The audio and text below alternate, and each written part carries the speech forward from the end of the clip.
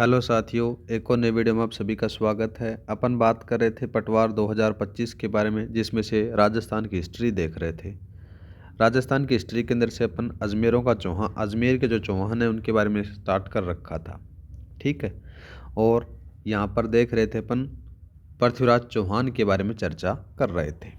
ठीक है। तो तराइन का युद्ध है, उसके बारे में लास्ट क्लास में चर्चा की थी अपन ने। तराइन के युद्ध के बारे में जब चर्चा होती है तो 1191 व 1192 का नाम आता है। कब का नाम आता है? 1191 और 1192 का नाम आता है।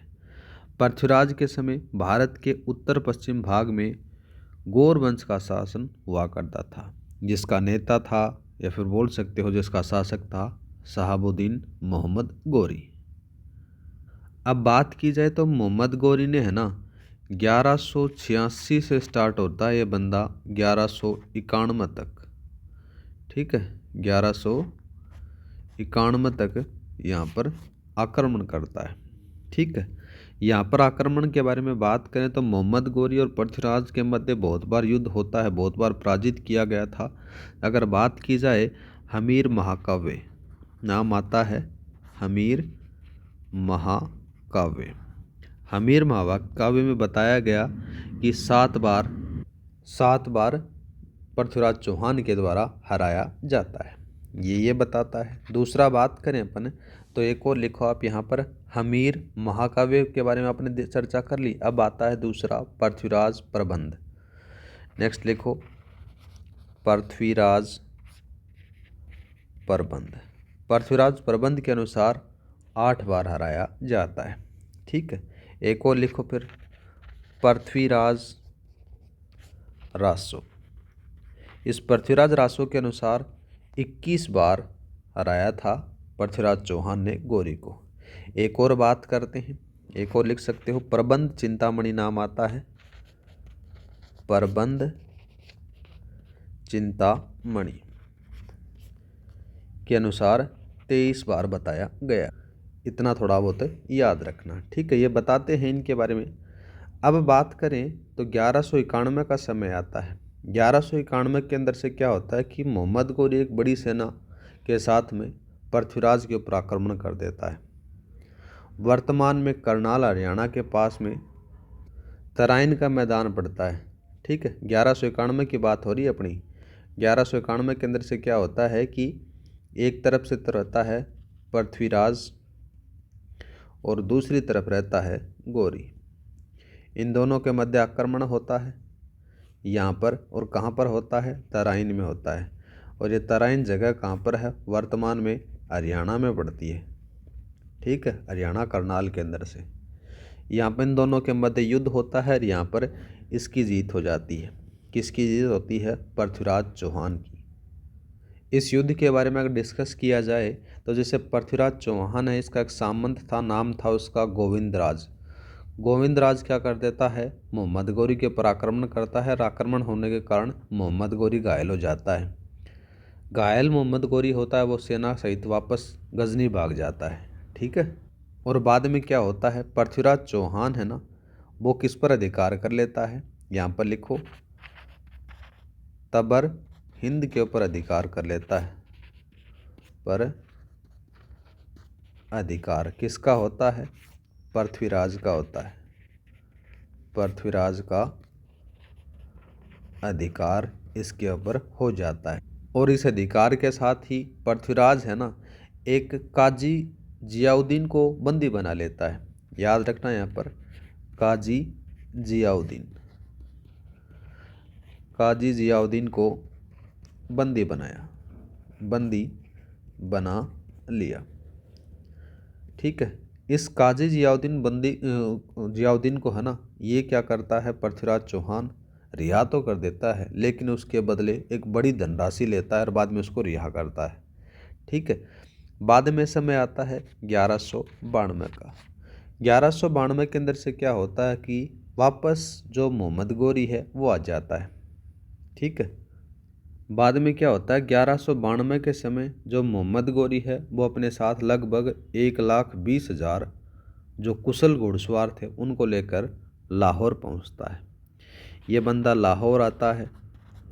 लाहौर से अपना एक दूत भेजता है, और उस दूत का नाम जरूर याद रखना, कभी कभार पूछ सकता है। दूत का नाम था किवास उल मुल्क। ये किसके पास में जाता है? ये जाता है पृथ्वीराज के पास में, पृथ्वीराज चौहान। और ये कहता है कि मोहम्मद गौरी ने ये कहा है कि पृथ्वीराज चौहान तू क्या कर ले, अधीनता स्वीकार कर ले। पृथ्वीराज चौहान कहाँ अधीनता स्वीकार करने वाला था? उसने क्या किया, अपनी सेना को लेकर, आधी अधूरी सेना को लेकर ये तराइन के युद्ध में पहुंच जाता है। ठीक है, 1192 में। इस समय क्या होता है, यहाँ पर पृथ्वीराज चौहान की हार हो जाती है।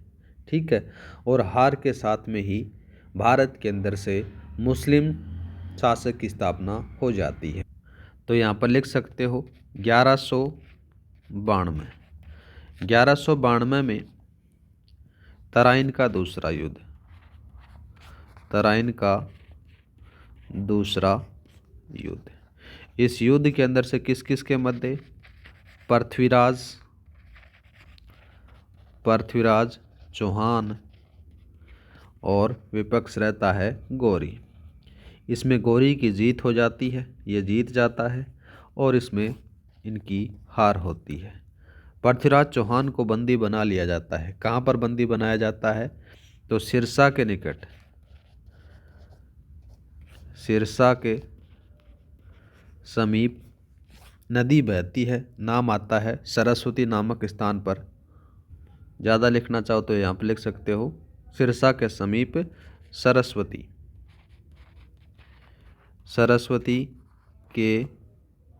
सरस्वती नामक स्थान पर इनको क्या कर लिया जाता है, बंदी बना लिया जाता है। बंदी बना लिया किसके द्वारा? मोहम्मद गौरी के द्वारा बना लिया जाता।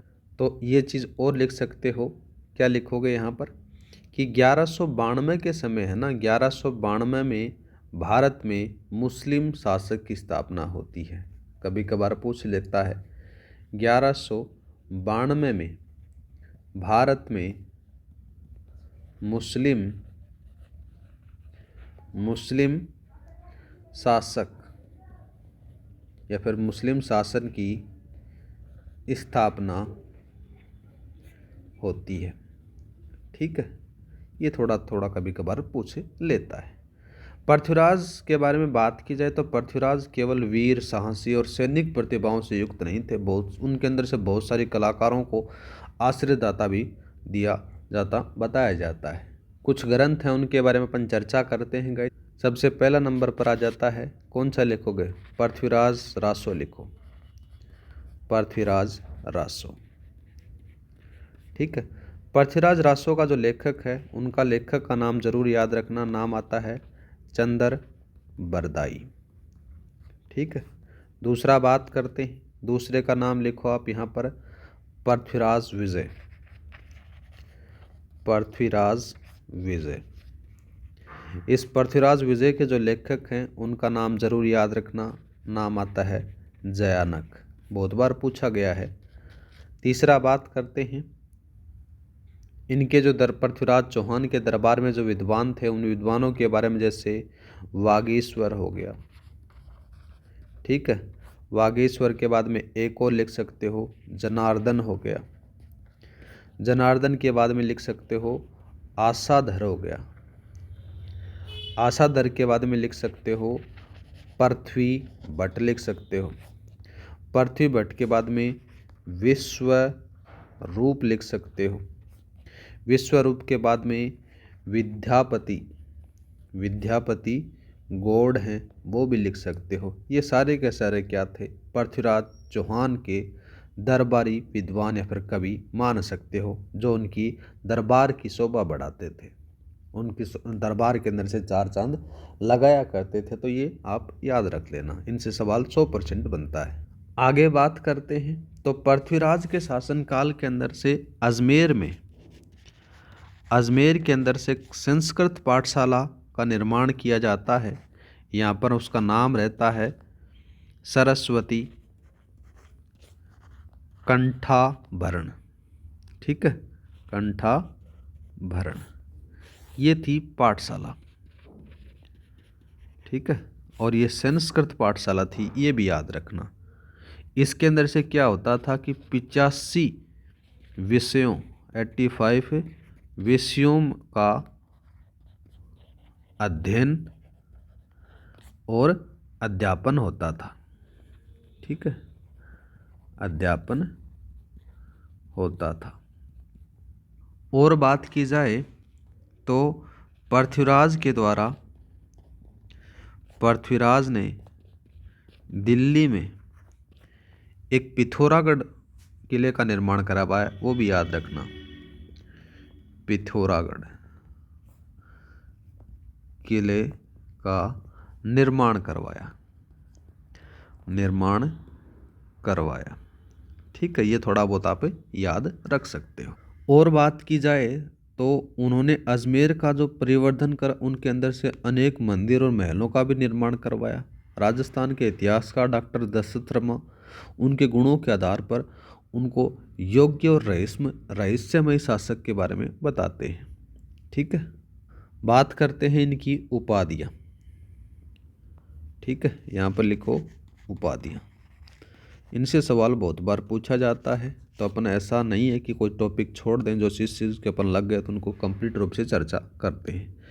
उपाधियों के बारे में बात करें तो पृथ्वीराज चौहान हैं, इनको कौन कौन सी उपाधियां कहते हैं, तो याद रखना पृथ्वीराज हैं, इनको अंतिम हिंदू सम्राट कहा जाता है। क्या कहते हैं, यहाँ पर लिखो अंतिम हिंदू सम्राट के नाम से जाना जाता है, पहली उपाधि। दूसरी बात करें तो इनको राय पिथौरा भी कहा जाता है, राय पिथौरा। दूसरी बात करें तो दल पुंगल, ये 3 उपाधियां इनको प्राप्त हैं। और बात की जाए तो पृथ्वीराज की मृत्यु के बारे में, तो तराइन का दूसरा युद्ध 1192 के बाद में पृथ्वीराज की मृत्यु के बारे में बहुत सारे लोगों के अलग अलग मत आ जाते हैं। जैसे बात की जाए पृथ्वीराज रासो के अनुसार, जो गौरी है ना, वो पृथ्वीराज को बंदी बनाकर गजनी ले गया, जहाँ पृथ्वीराज ने शब्द भेदी बाण से गौरी को मार डाला और बाद में पृथ्वीराज की वहीं पर मृत्यु हो जाती है। लेकिन इस मत के बारे में कोई अपने पास में ऑथेंटिक जानकारी नहीं है, तो अपन उसको नहीं कह सकते, ठीक है। अलग अलग लोगों के अलग अलग मत आ जाते हैं। अब बात करते हैं अपन नाडोल के चौहानों के बारे में। नया हेडिंग डालो आप यहाँ पर, नाडोल के चौहान, नाडोल के चौहान। जो भी चीज़ें होंगी वो सारी की सारी चीज़ें अपन डिस्कस करेंगे, ऐसा नहीं कि कोई टॉपिक छूट जाए। अब बात करते हैं कि नाडोल के चौहान हैं, इस शाखा की जो स्थापना की जाती है वो कौन करते हैं, उनके बारे में बात करते हैं। तो नाडोल के चौहानों की जो शाखा है, इसकी जो स्थापना है वो शाकंभरी के नरेश वाकपति राज का पुत्र आता है लक्ष्मण चौहान था, ठीक है। तो इसके बारे में लिखोगे, इस शाखा के संस्थापक, इस शाखा के जो संस्थापक हैं उनका नाम जरूर याद रखना, नाम आ जाता है लक्ष्मण चौहान, ठीक है। इस लक्ष्मण चौहान ने क्या किया, 1960 का समय आता है, 1960 के अंदर से चावंड राजपूतों से स्वतंत्र होकर चौहान राजवंश की स्थापना यहाँ पर की जाती है। यहाँ पर लिखोगे 1960 में कौन से, चावड़ा राजपूतों से अलग होकर चौहान वंश की स्थापना की। किसके द्वारा की गई, लक्ष्मण चौहान के द्वारा की जाती है 960 ईस्वी में। ये भी थोड़ा सा याद रखना, चावड़ा राजपूतों से अलग होकर। आगे बात करें तो लक्ष्मण चौहान है या फिर लक्ष्मण ने नाडोल का दुर्ग बनाया, ठीक है। यहाँ पर लिखो नाडोल दुर्ग लक्ष्मण ने बनाया, ठीक है। और चीज़ें अपन लिखते हैं तो इसमें से नाडोल में अपनी कुल देवी आशापुरा माता का मंदिर बनाया। अपनी कुल देवी आशापुरा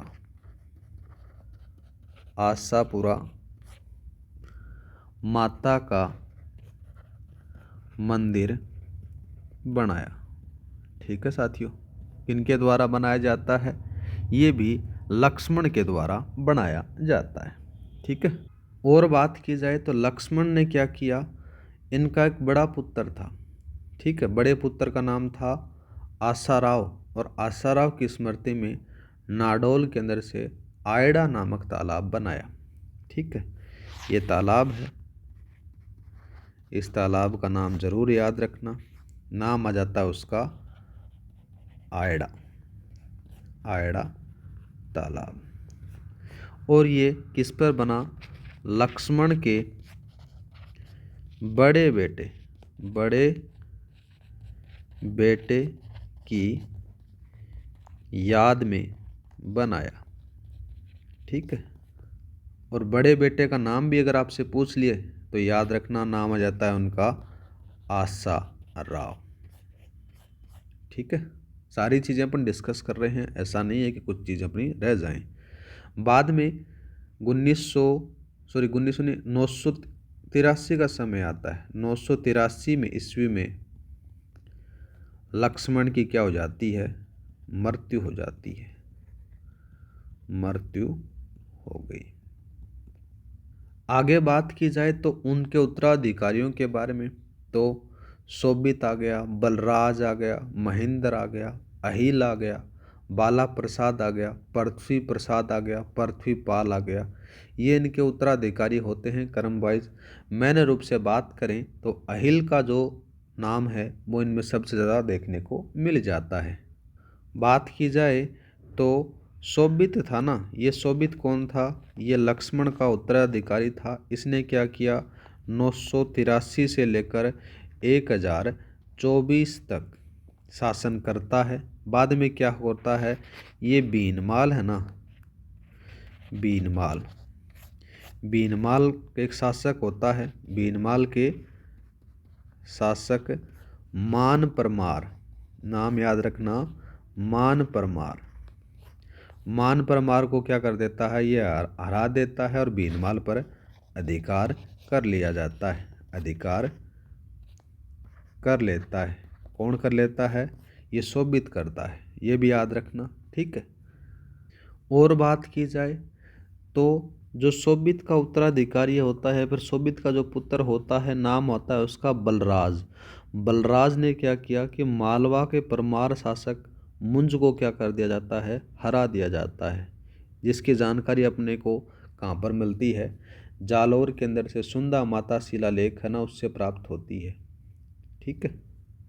और एक चीज़ और याद रखना, जो अपन उत्तराधिकारियों की बात कर रहे थे तो उसमें अहिल है ना, अहिल ने क्या किया कि मोहम्मद गजनबी के सोमनाथ आक्रमण के समय उनका मुकाबला किया था। इसीलिए उनका जो मेन रूप से विशेष योगदान अपने को देखने को मिल जाता है। और बात की जाए तो याद रखना